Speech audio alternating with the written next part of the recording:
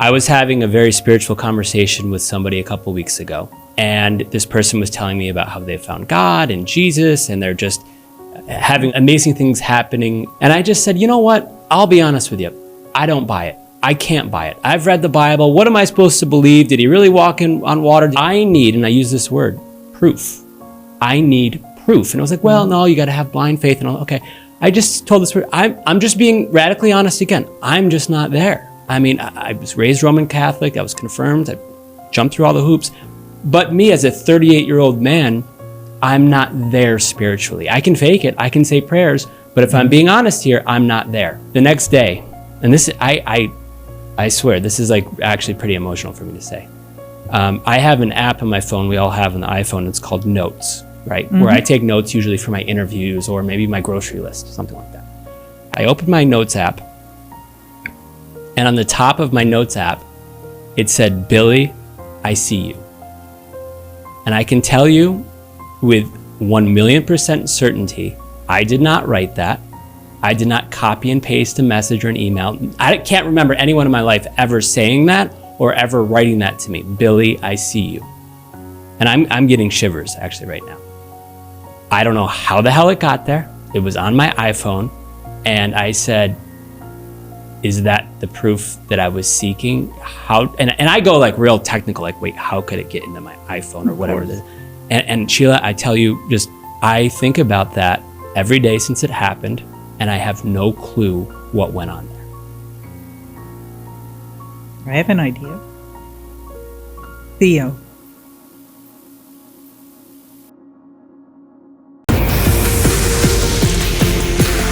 There's a rite of passage.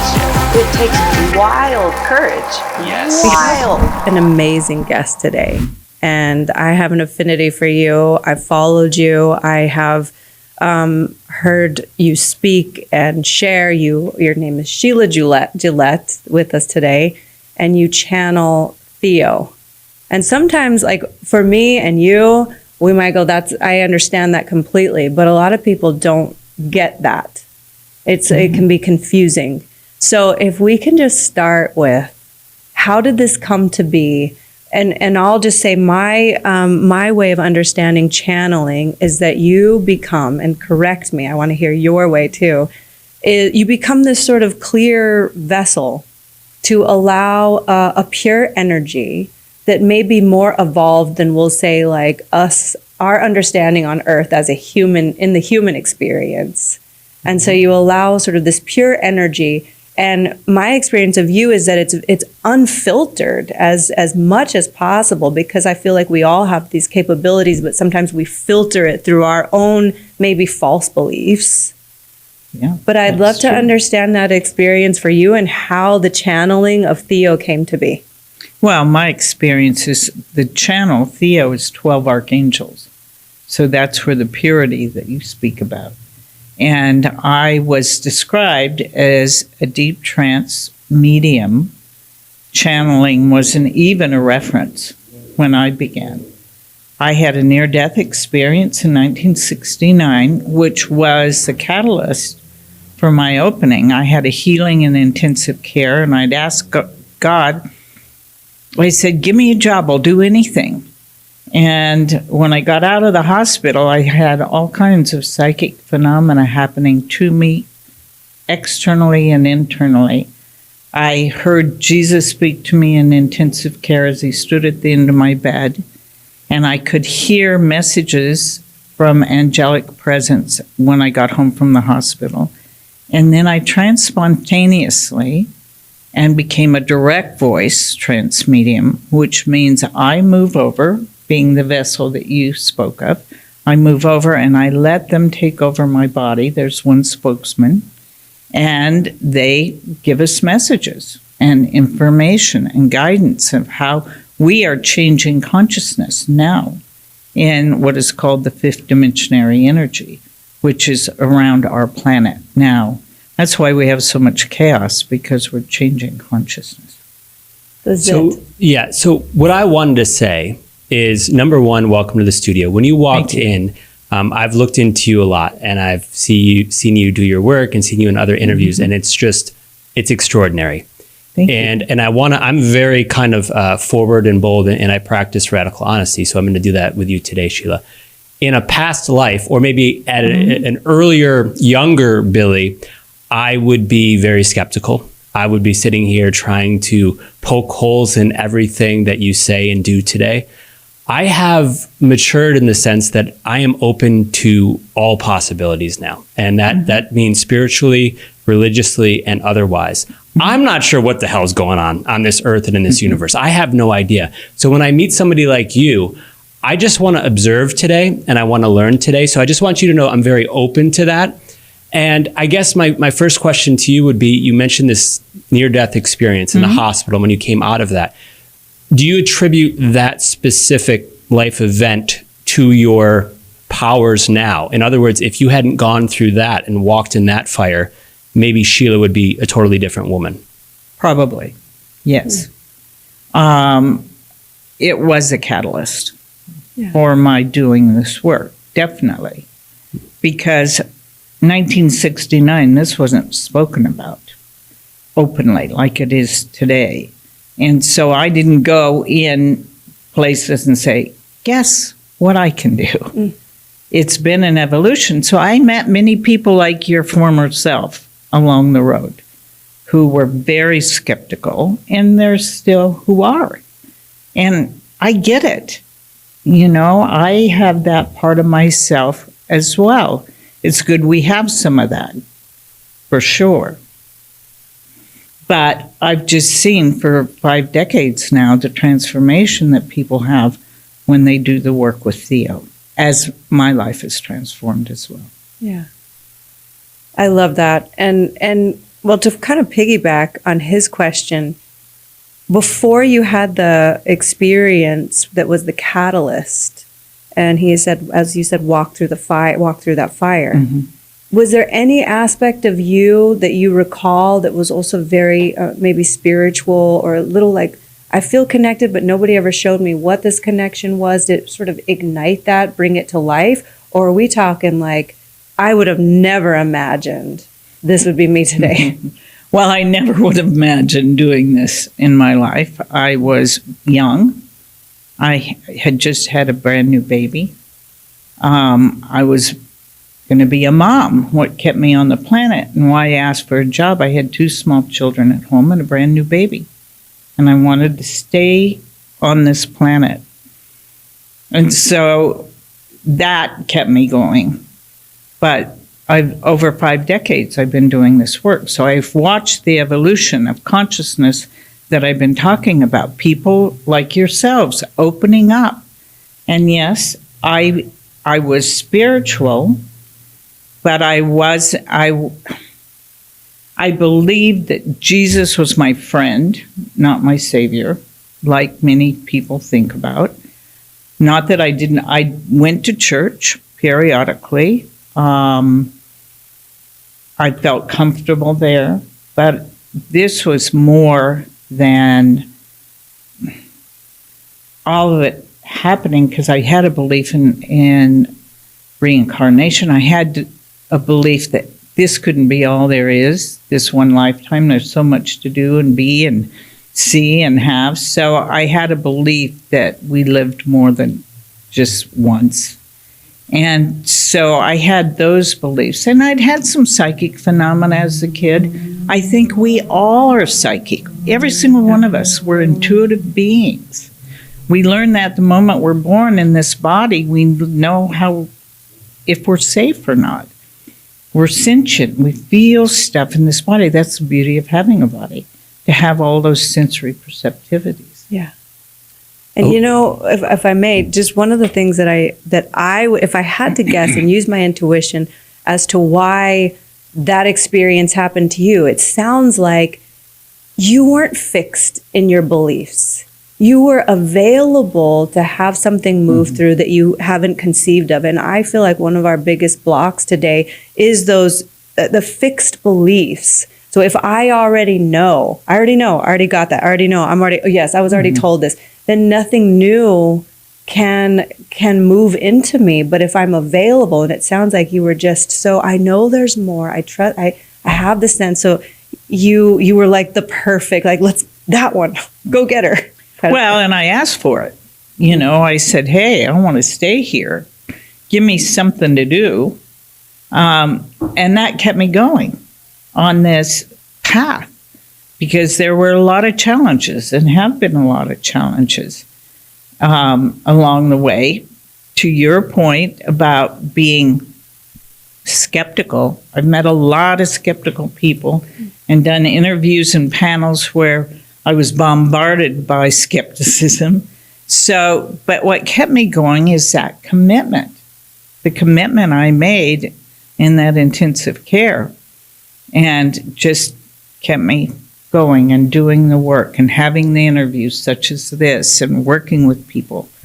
And it's been an amazing experience. Wow. But I've watched it for a long time and watched people awaken. I've worked with many very notable channelers that have been clients of mine and watched them develop over the years. So it's been a long time. Just for our audience today that aren't joining us in studio, they're seeing you on camera and they're listening to your voice. I wanted to say a couple of things. Number one, I'm a very awkward guy, so we'll have to all get used to that. I'm going to be awkward for a moment.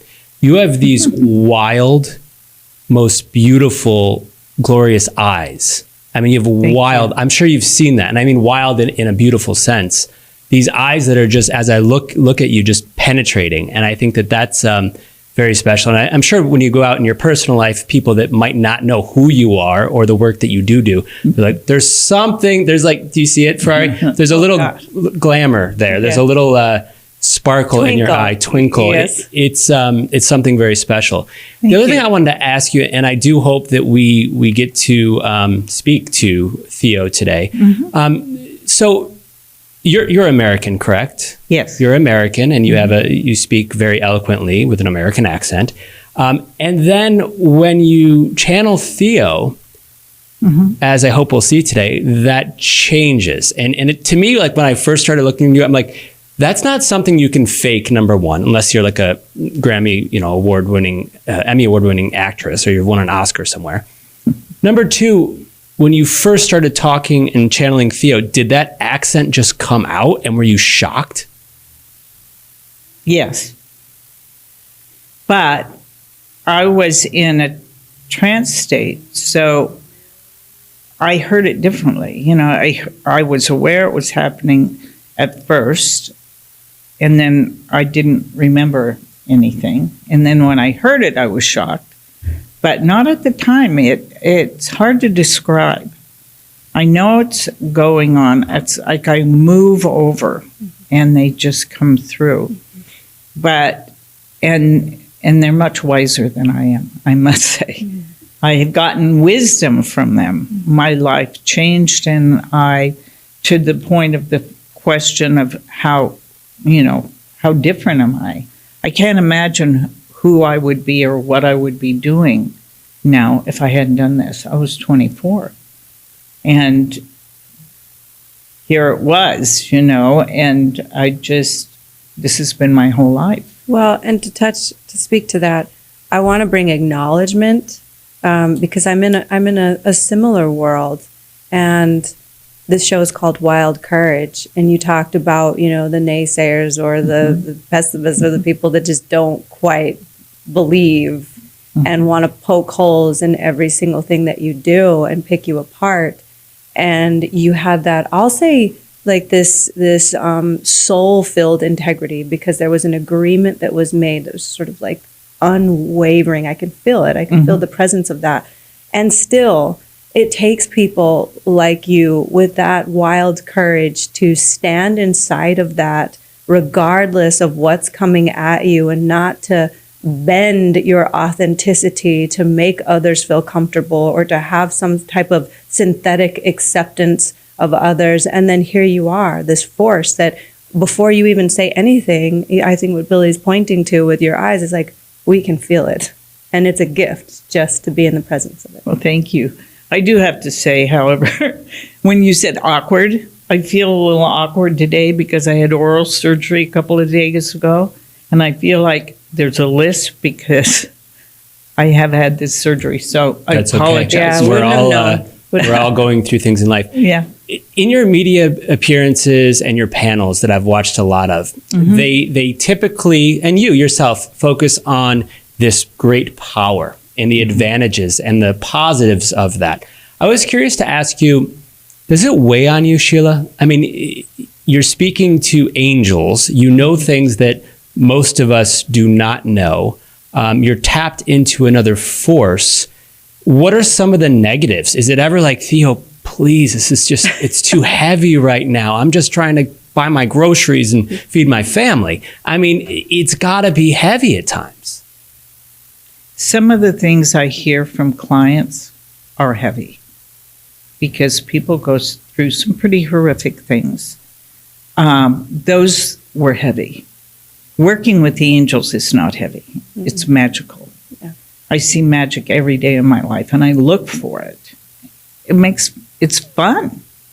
It's really fun. And, you know, I have the advantage of if I'm having a bad day and I go into the trance and invite Theo in, they correct it. They correct my energy. I ask them to, so that when I'm come out and I'm finished with that client, I feel so much better. I get that. I absolutely get that. And I love that we're gonna, go and have you go into that state soon, and we'll be able to witness, experience, feel it, especially in person. And what a gift to have a divine perspective, which is unfiltered through our human experiences and fear-based beliefs, unfiltered perspective in these times, I'll say. Because to your point, even though to the world and the surface of it, it might be like, these are the worst times, but I can feel there's something beautiful about this shift, because it's sort of like before that shift happens. I think you said, I don't know if you said it when we were live or before that, but it has to bring it all to the surface. It can't be buried underneath. And so therefore, even though it feels uncomfortable, the subtlety of something beautiful is shifting, something beautiful is happening. And to have the comfort of that divine perspective as we're in the human experience is such a gift. And I'm really excited about that. Yeah, it is, because Theo has been talking about what's going on now for 5 decades. They spoke about it in my first book, The Fifth Dimension, Channels to a New Reality. And now we're experiencing it. So I am fully optimistic about where we're going. They even said most recently that people believe in the revelations, well, this is it. We're living it. And they believe in the second coming. And that second coming is us. Yeah. Us transforming our consciousness and really recognizing how unique and magnificent each and every one of us is. Each and every one of us is a powerful soul having a human experience, and that we're better together than we are apart. Why are you and Theo positive about the future? A lot of people, they open up their phones or the newspaper, not as much anymore, but they, watch the news, and we see war, we see devastation, we see destruction, we see world leaders talking about that word nuclear even. And there's a lot of people that are much more intelligent and tapped in than I am to those inner workings in the world that are scared right now, particularly right now, this week. They're scared for the future of humanity, but you're here sitting in our studio with a more positive outlook. Why is that? Because what people are listening to is fear-based. They're not looking for the goodness and the good things. Fear sells. That's why horror movies are so popular. People like to be scared. They do. That gives them an adrenaline rush. And the thing is there's so much misinformation that we've been given over the years because of our technology. We know too much sometimes, or we're being given too much information. And some of it's true, and a lot of it's not. And so what Theo teaches us is that we have to have our critical thinking, not taking other people's opinions as our own, but asking, is that true? Yes, we have wars going on. We've always had wars going on. There's always been disruption because of the power structures that we've had that are changing now. Theo says the political structures are going to change now throughout the world, not just in the United States. But all this had to come to the surface to be changed by the people. And we'll witness it throughout the world. They keep referencing the areas where people don't have the freedoms we have to speaking out against the regimes that they've had. They're saying, no more, we're not doing this anymore, to their own peril, actually. But all this had to come to the surface. It's like, having a fever that burns out the illness in our cells. So that's why I'm positive. They've been talking about this for years. And the confirmations that I had, they said it would begin in the Baltic states. Now, when the fifth dimension came out, it was December of 88.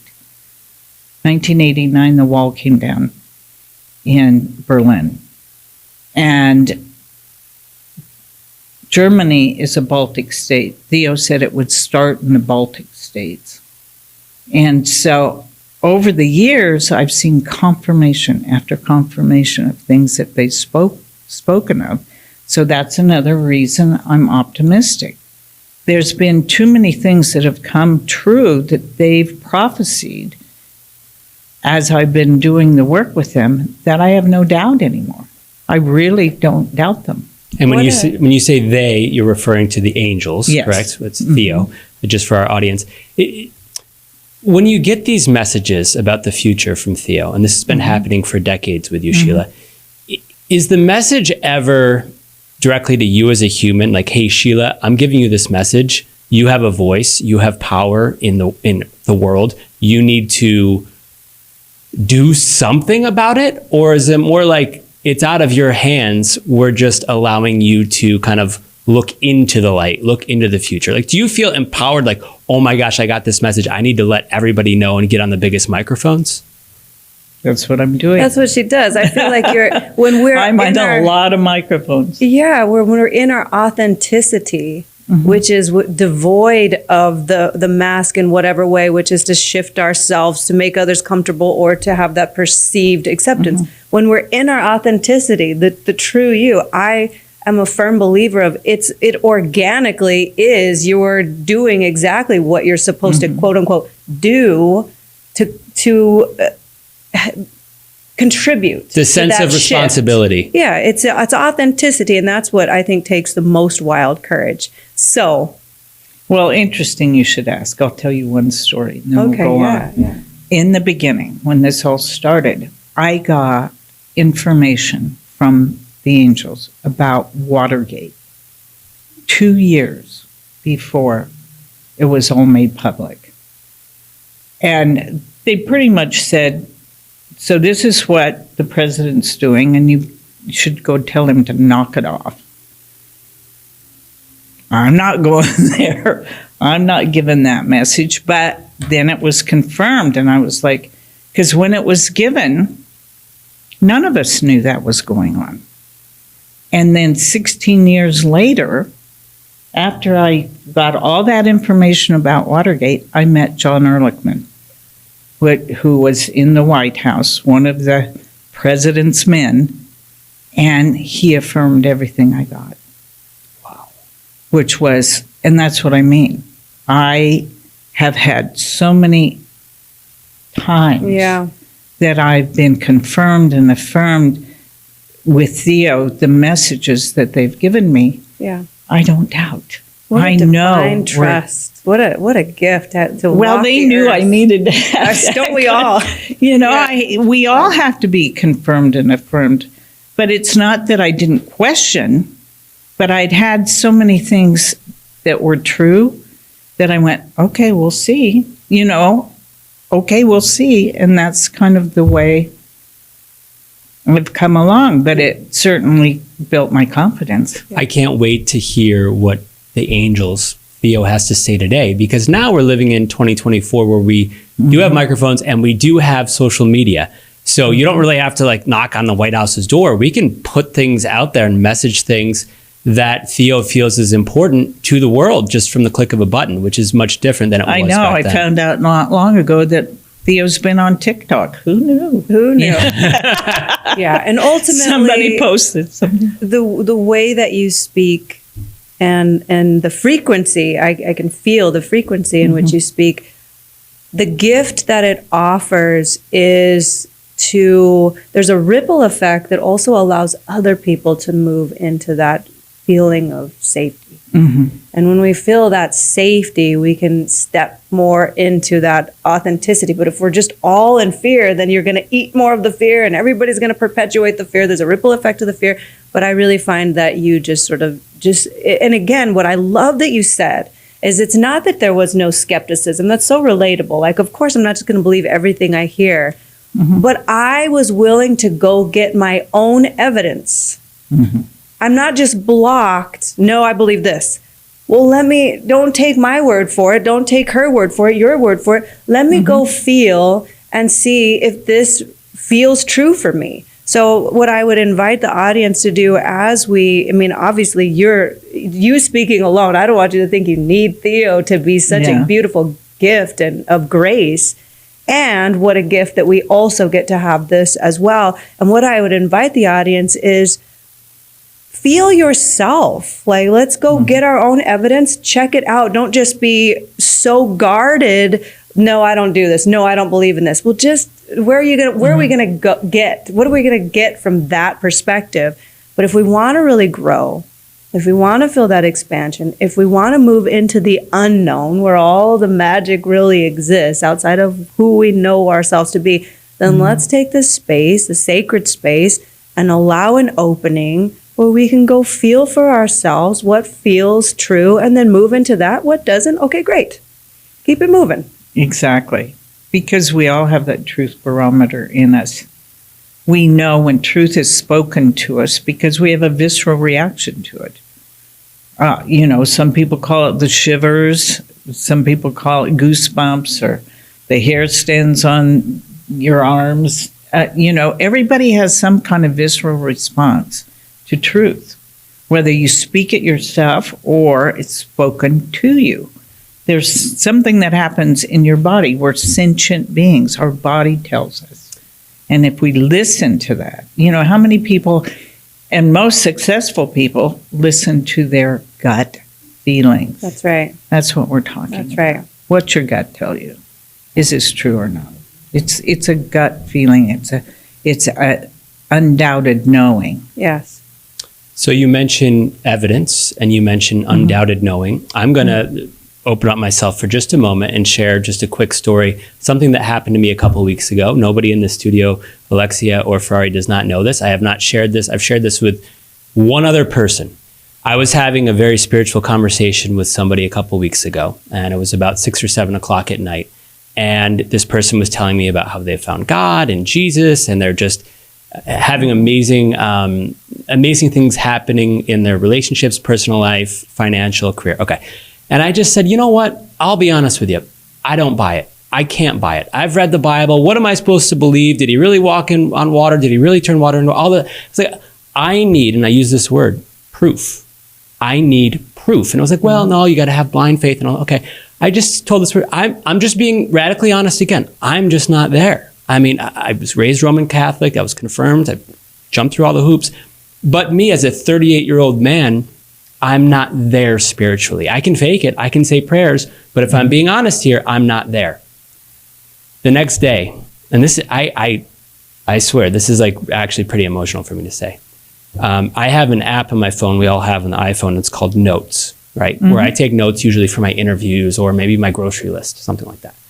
I opened my Notes app because I needed the password to one of the computers here at Star Worldwide Networks. I opened my Notes app, and on the top of my Notes app, it said, Billy, I see you.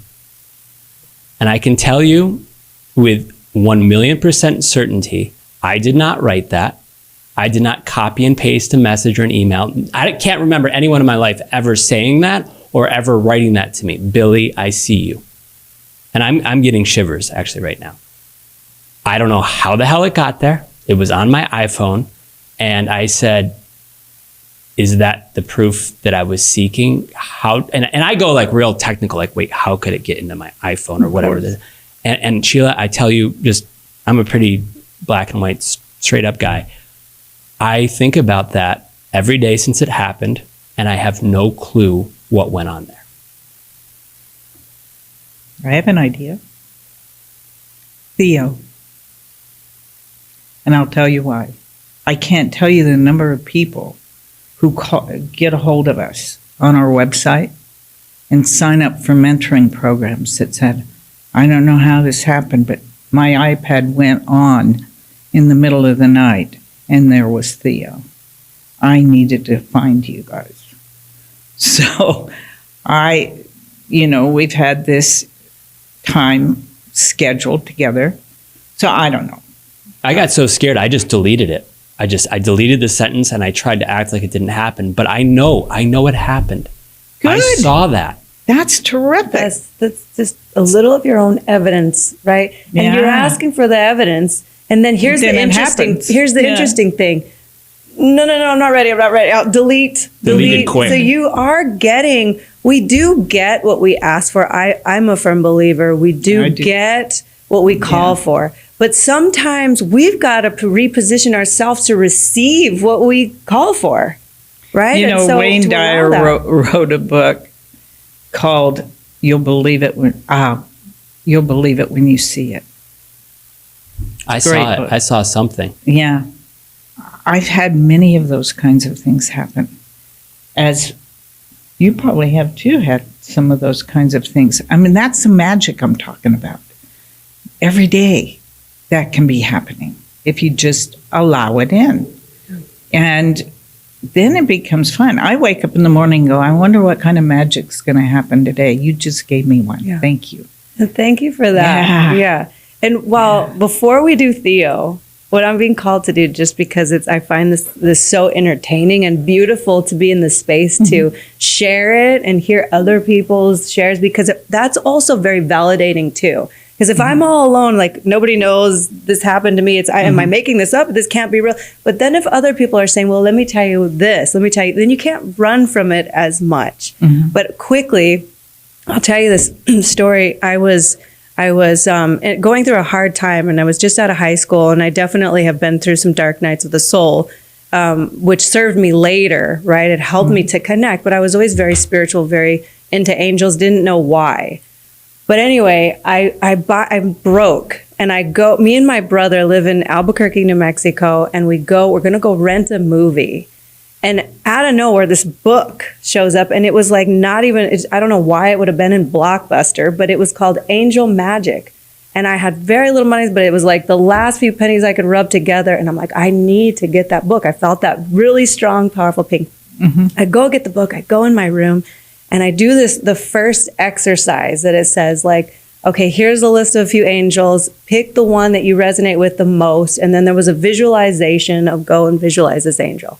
And the one thing that it said was like, the only thing we're going to tell you is no matter what, don't chalk things up as, oh, that was a weird coincidence. Oh, that was a weird fluke. Because the more you go, okay, wow, I accept that. I see you, the more momentum it gets. So I'm like, okay, no problem. So I go and I choose Angel Raphael, the angel of healing. And I go do this visualization. It was beautiful. And I carry on with my life. And not a few days later, I'm a server at the time, a waitress. And there was this beautiful, kind of homely looking girl, but for some reason I was so drawn to her. She was really young, probably 18 or so, and I think she was homeless, honestly, but she just wanted coffee, and I wanted to tend to her. I was just like, there's something about you that's so precious. Are you okay? Are you taken care of? Yes. And she was drawing stuff. And I went back to refill her coffee, and she was gone suddenly. And there was a paper folded up, and it said my name on it. And as I opened the paper more, it said, Angela, I'm sorry I didn't have enough money to leave you a tip, but I hope this will do. And I opened it all the way. It's framed so I could prove it to you. And it was the exact angel I pictured holding a girl. There you go. Isn't that like, and To Dude, me, I that's just got like those truth bumps. confirmation, Yeah. like you're really with me, and that never left. I wonder how many people in our audience are watching this and they've had similar experiences and they've never really shared them, but they're going back in their mind right now and saying, I never really told anybody this, but I think maybe that was a moment like I had or like she had. Exactly. Billy, I can tell you, if I've heard that story once, I've heard it thousands of times because people are afraid to share those things because people are going to think I'm crazy. I think I'm a little crazy. Ditto. It takes courage. It takes courage to say, how do you like me now? It just, I've lived a life like that. And I've had experience after experience, but I've been sharing them publicly and had people go, wait a minute, But mostly, I've had people like yourselves go, I've not talked about this before, but this happened to me. That's what's fun in my world. In my life, to see people like yourselves say, I'm having these experiences because we're meant to have them. Yeah. We're spiritual beings having a human experience, and we're always connected. To your point, was I psychic as a kid? Yeah, some. We all are. We just call it something else. Coincidence, synchronicity. We have all of these stories we tell ourselves that we couldn't possibly be that person, meaning we don't think we're worthy of it. When we stop thinking we're lesser than and believe that we're worthy of that connection always, all time, then we become comfortable with it and it becomes our normal. Rather than, it becomes our ordinary, not extraordinary. Well, since we're being so open, I have to say, and I'm going to look at you because I'm close to you. I feel very uncomfortable right now. I don't know, maybe there's something I feel very anxious right now. I get it. I really do. I don't know what it is. Yeah. But I feel I'm usually pretty comfortable because this is what I do. I talk to people for a living. I feel off right now, and I'm just being radically honest. I have anxiety, and I have very uneasy feeling. So if I pass out over here, just switch to the other camera. I'm actually not joking. I feel very, very weird. Thank you for being honest. And I feel like that's the unknown. That's the you being willing to move into something outside of your known reality. I feel very strange. Good. I'm just letting you know. Okay, and we're here for it. Thank you for telling us. And I am not on any Alexia, substances. You got water there. I got water. I'm not on anything, any substances or anything. Going to come to your aid if you need anything. We got a team over here ready to lift you off the ground. Very, very strange feeling right now. Okay. I'm here for it. Just keep breathing. I'm on tilt. Totally. Well, you're probably feeling Theo's energy because you want to talk to them. And not only do they talk to us, they work with us energetically. So that may be what you're feeling. If Theo is coming closer to you as we speak, does it affect people in this room? Yes. Okay. Everybody. Maybe that's what it is. Because I'm off right now. Okay. I'm being honest You're doing great. I look at you because I'm comfortable with you. I'll be interested to see how you feel after. Mm-hmm. Okay. Because it's so loving. Wow. So I guess they're ready to talk. It feels like it's time. Oh, yeah. Okay, good. Right. Okay. So it just takes a second. I just move over. I close my eyes, take a couple of deep breaths. I would encourage everybody in the room to do it. And then when they come in, they'll say, this is the beginning, is it not? And that'll be your cue to start asking. Okay, here we go.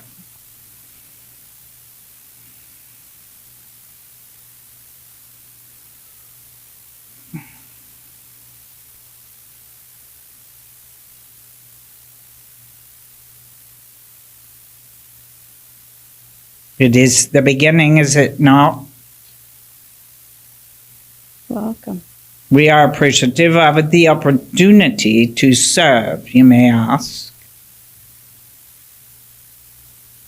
Thank you for being here. We feel very honored to have you today. And I'm just going to jump right into a couple of questions that I have, and I have my way of answering, but I'd love to hear your perspective from where you sit. Here we are in what feels to a majority of the people on earth very chaotic space. We feel that internally, some type of disruption. Externally, how does it look? People are at each other's throats. There's a lot of war conversation. Now, that's one arena. There's also another arena where people are stepping into acceptance, even while the chaos is going on. It's pulling forward something powerful within us if you're moving towards that opportunity. So one of the things I've heard and also felt in my own being is there's this conversation about, and this is a little out there for some people, there's this conversation about a split of frequencies of Earth, where there's one Earth that actually resonates with the love. And there's another Earth that has a whole different experience of reality that's resonating with the fear. And the people that are moving more into acceptance won't have these experiences at all, but these people that are in fear will continue to perpetuate that because it's not time for them to go into love yet. They don't have the access. They don't feel like they can for whatever reason. Can you speak to that? We can. You're talking about the duality. And what you're talking about is consciousness.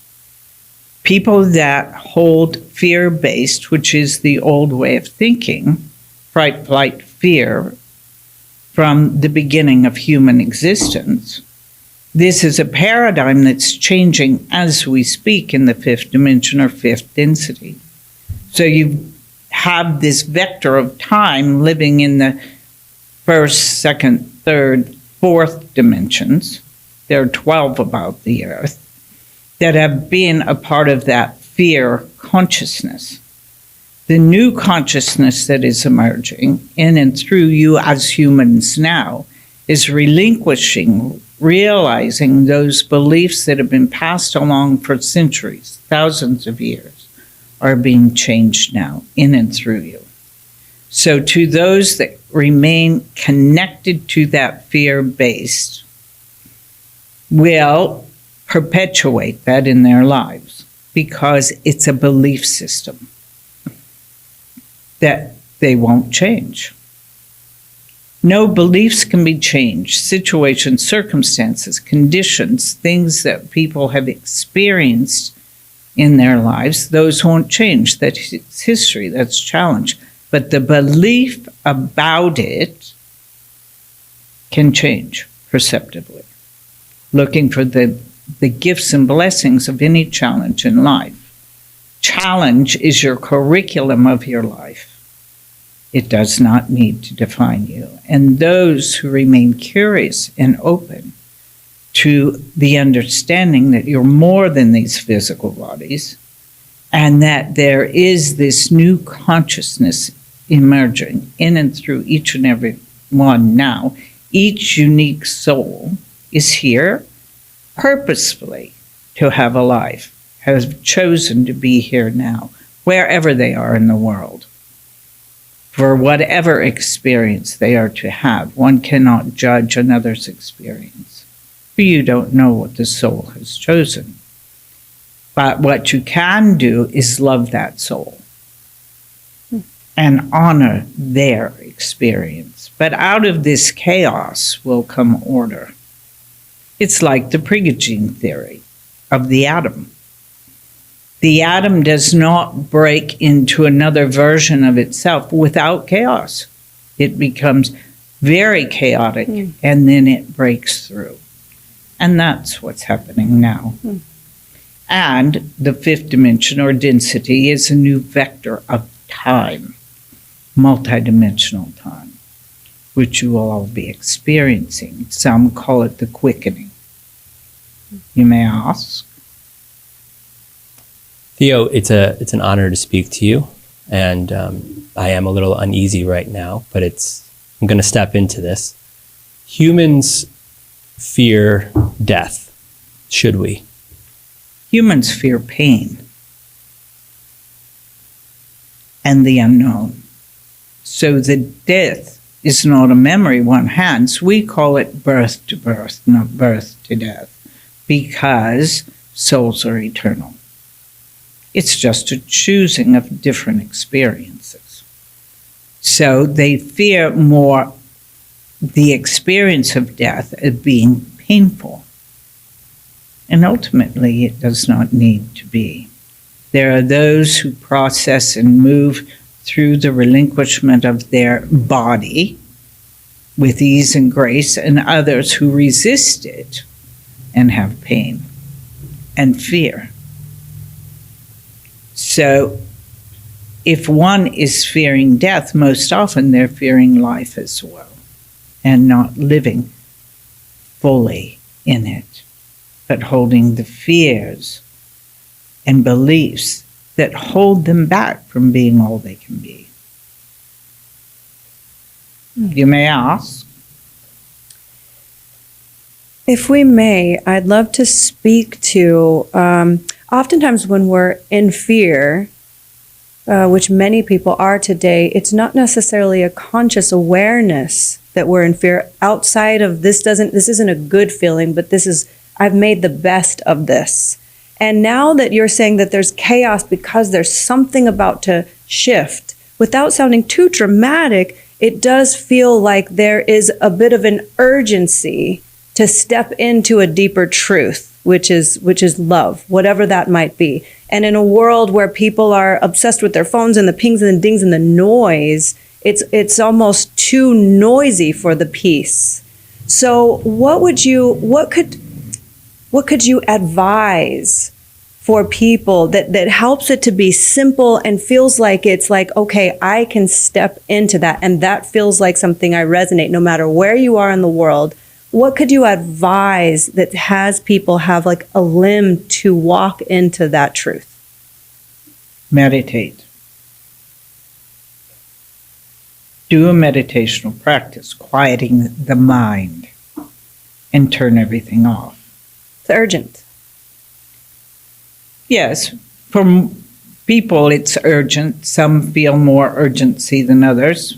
Many feel anxiety, and when it becomes intolerable enough, they'll do something about it. And that's what's happening. Anxiety is based upon emotions that one does not want to feel. The avoidance of uncomfortable feelings. You take good feelings for granted and avoid the ones that aren't good.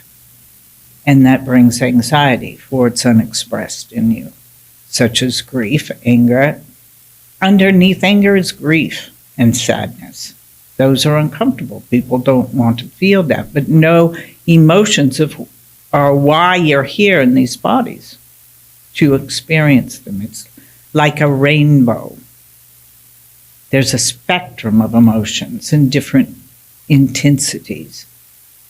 But your body feels them like waves. So if you can surf the uncomfortable emotions, you'll be just fine. They won't overcome you. And there's gifts in them.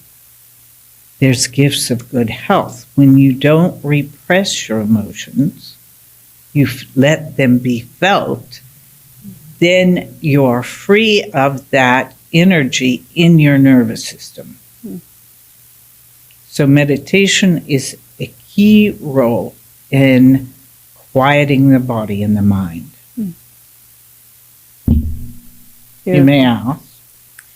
I'm sorry, I have to just get this one out. So I want to ask a real logistical, almost prediction, and if we can't go there, that's okay. But just to ground this a little bit, there has been talks from other channels throughout time and different placements of time, Nostradamus, Baba Vanga, and even presently Bashar. They have all talked about the year 2025 and speaking to that chaos, matter of factly, World War III, along with ETs introducing themselves in another way. Like, there's no denying. Here we are. Hello. Any truth to this? Yes, but they've always been here. Yes. So that isn't something new. The extraterrestrials are here. Earth is only one choice of incarnation. There are billions of choices. And can you imagine your neighbor is one or you are? It's as simple as that. Each soul chooses different experiences to be had, whether on Earth planet or other places in your universe. There are billions of planets that could sustain life, and many scientists are speaking to that as now in this time of change. So it's broadening the aperture of your perceptions of possibilities. And we are aware of Bashar, we know them. And 2025 is a year that more will be made available publicly through the governments and through other sources, that there is more than is seen on this planet. And they're not here malevolently. They're here beneficially and watching and learning about the earth. They're not here to harm you at all. You may ask. Here on Earth, Theo, we are essentially, as humans, a bag of bones and blood and organs.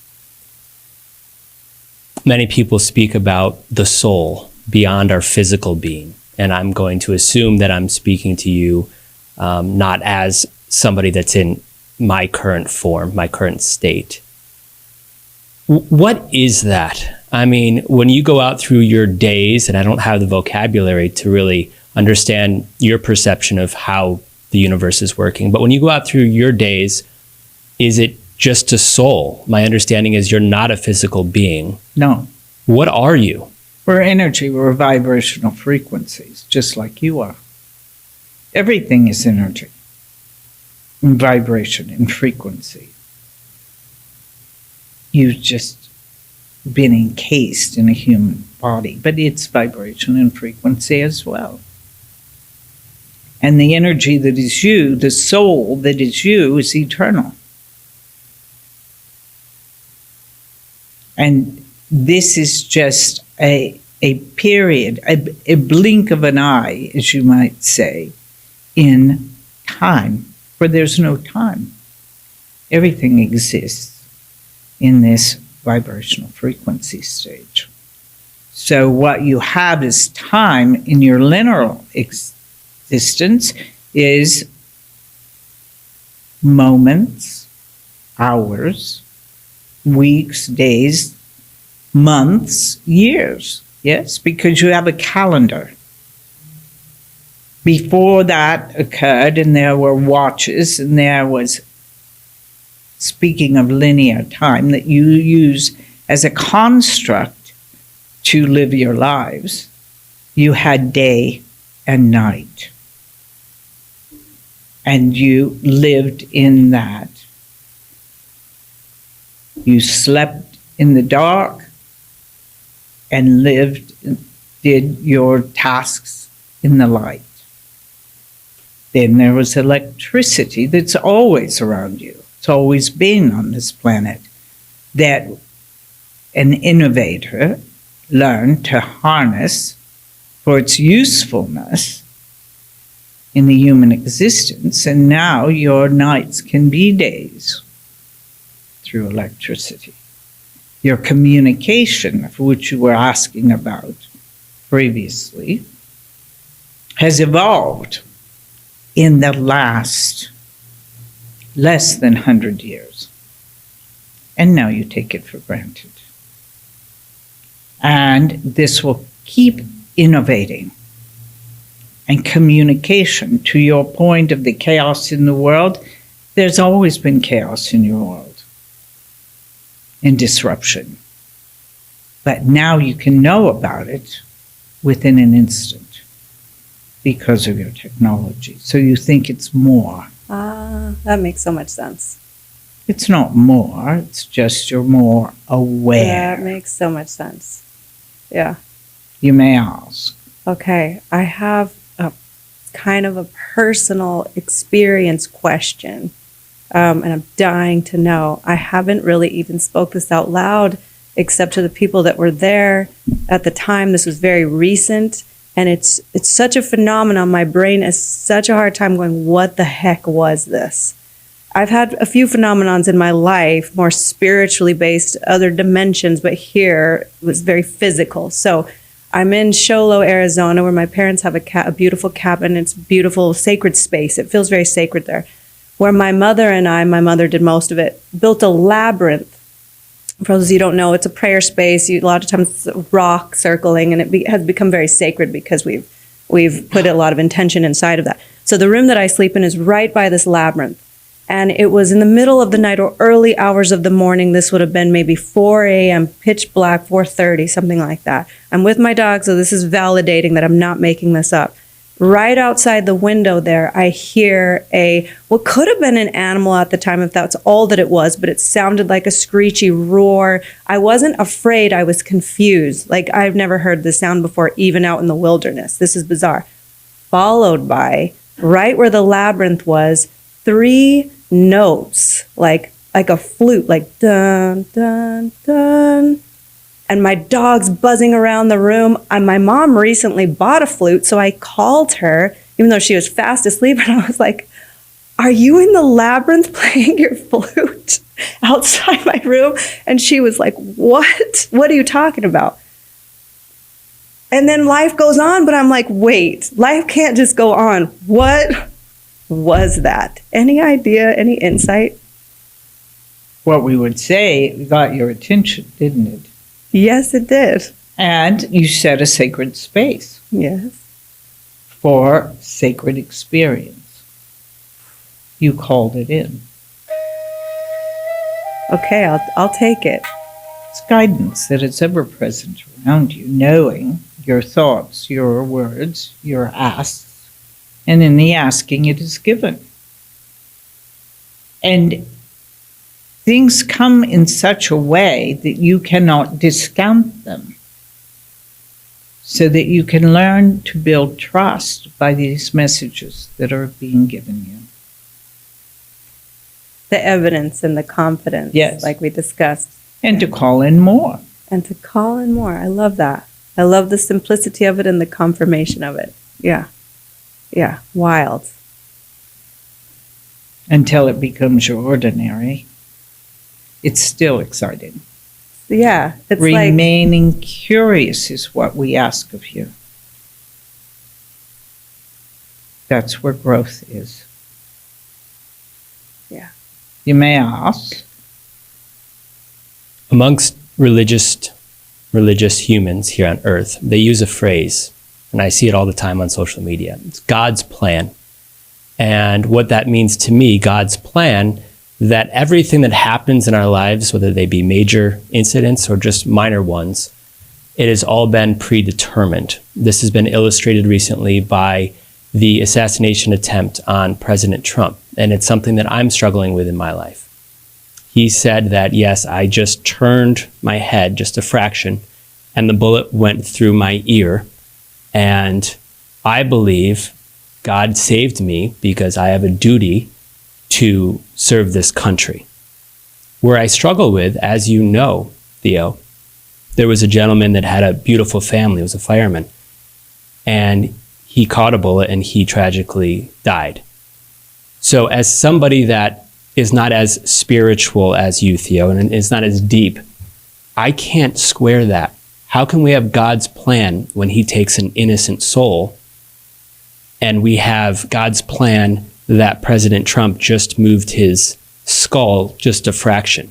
And I'm only using that story to illustrate what I'm trying to get at here. So my question is, all of us here on earth, are we really living God's plan? Is fate real? Or are we just living a series of random occurrences?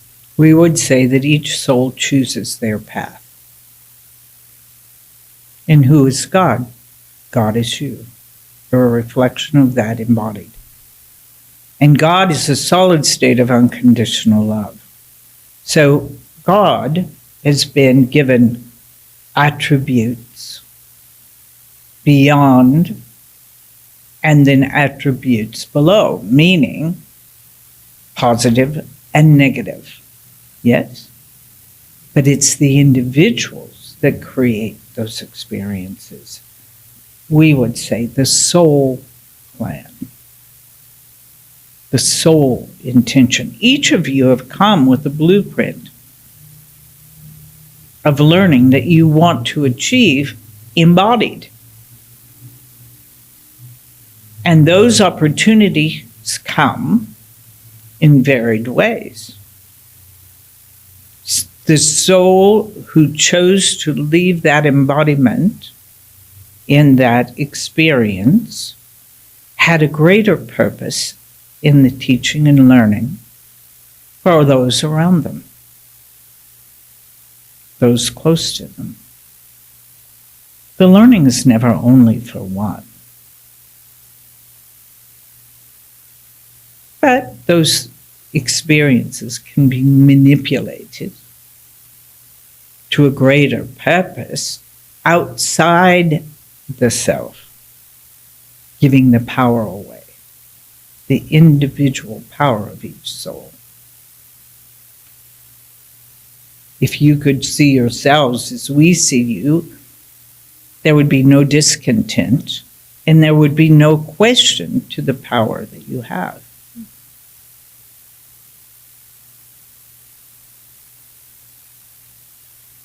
So who is God? It's a reflection of each and every one of you. You may ask. Going a little bit deeper into that, I was in 2020 went through my own chaos and then into something that was even more expansive for myself. And I was in a bit of a trance state and in this communication around the truth about love. We say that word, but yet it points to something that often we can't even fully conceive of. And I was then catapulted into this, like, I don't want to be too detailed, but if we can all just imagine our worst case that you would say, I can't possibly love there. That is like the most horrid, how could somebody do something? I was like catapulted into a scenario that would have been my, there's no love here. There's no love. And I was shown love here. In other words, these places that are inconceivable to love here, and then you'll understand what love is.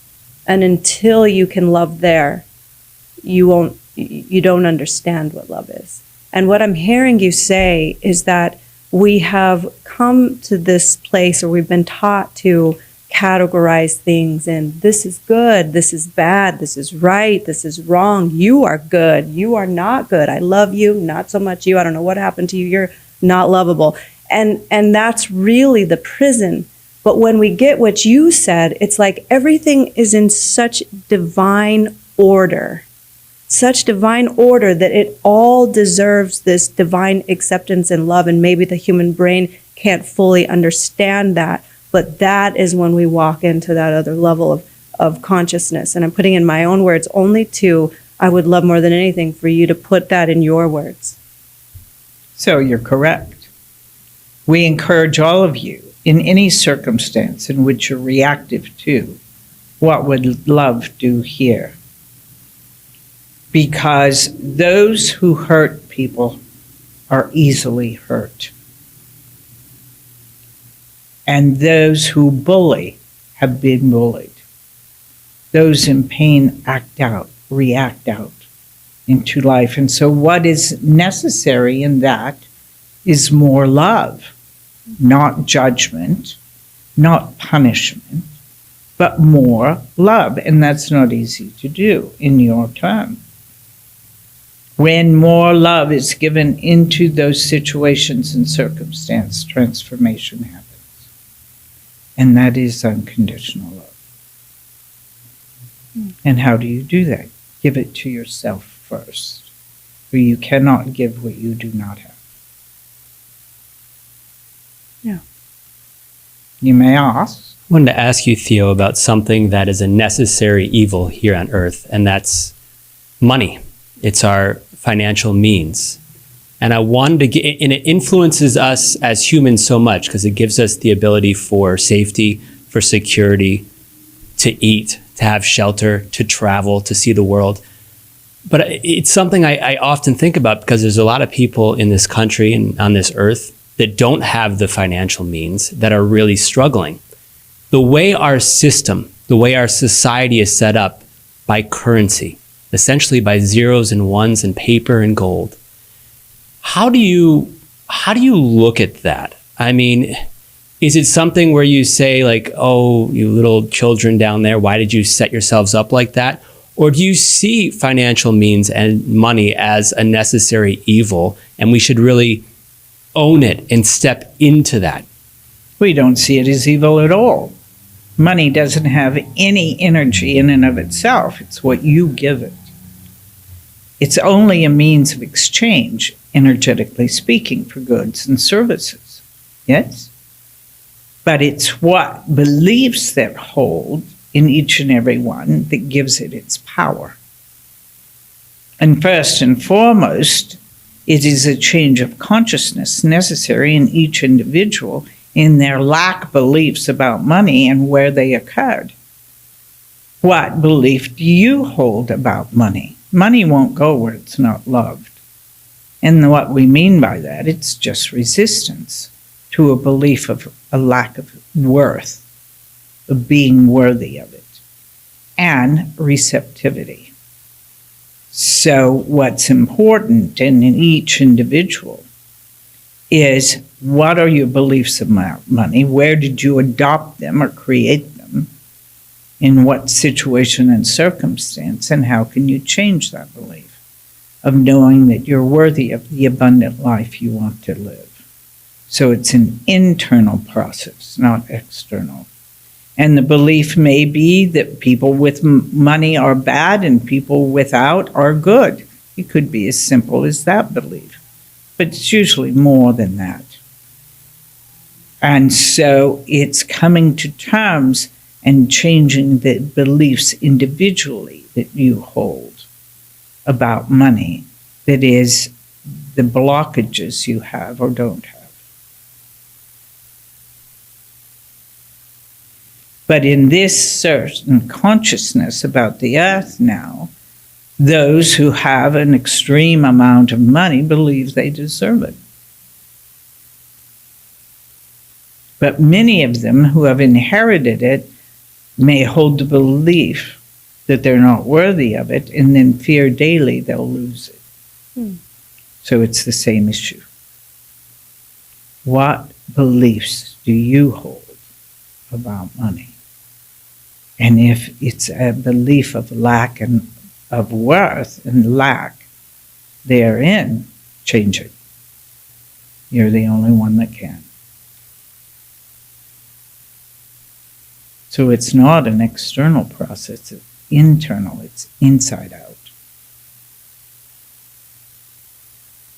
You may ask. I want to honor the vessel, Sheila, so I won't keep you here too long, but thank you so much for your presence. I feel it as a cellular transfusion. And so for the final ask, I would like to leave the floor open for a message you have for us or everyone, just being available to whatever that might be. Recognize that you're the creator of life. You created the life you're living. You chose to be embodied now for this magnificent shift of consciousness. And so remain curious. Stay on the growing edges of your becoming. And know you're more than you know you are. And become that. We are complete for this moment. God's love unto you. Good day.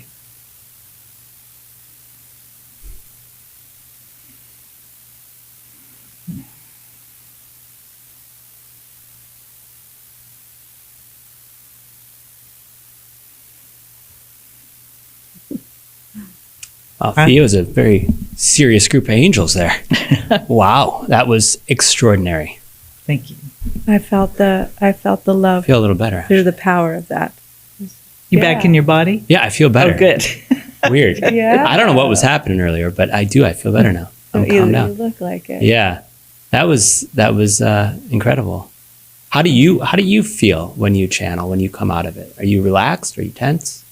I'm relaxed. Is I've it- been doing it so long that Yeah. it's very, very comfortable.